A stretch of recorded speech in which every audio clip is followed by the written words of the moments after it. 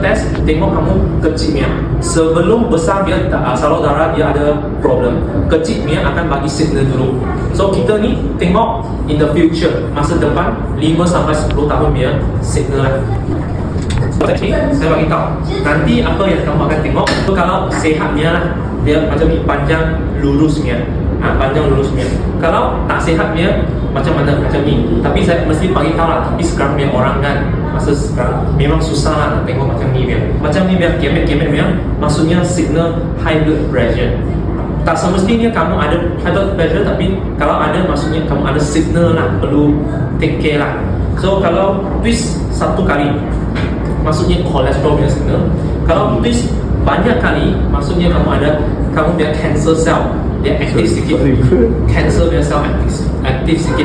Kalau ada lah, tak semestinya kamu ada cancer lah, maksudnya cancer cell. Biasanya kalau memang ada macam ni, saya akan tanya customer, kamu dari ibu apa atau nenek moyang ini inherit punya, genetik lah, genetik punya. Kalau ni horizontal punya, maksudnya dia liver tak begitu bagus. So nanti ada banyak signal lagi, kita tengok apa signal kamu.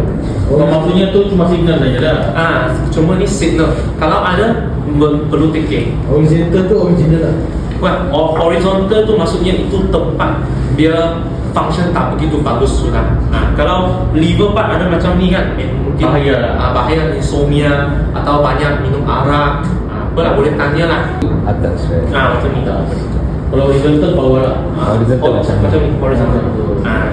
So selepas saya explain ni, saya akan beritahu nanti macam mana kita akan tengok kamu punya left hand kiri punya tangan.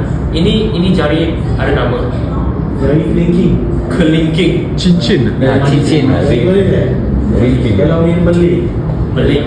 Katanya manis kalau dari mana yang ada ni? Manis, cincin nak kahwin. Jari cincin lah, jari. Kalau customer tanya kenapa, kamu boleh cakap kerana kita punya jantung kat kiri kan, so dia lebih accurate lah. Kelingking dengan jantung. Jantung lah. Ada yang dia tanya banyak sikit, kenapa ini lain dia tak boleh betul lah. Ini untuk good lah. Ini itu point orang.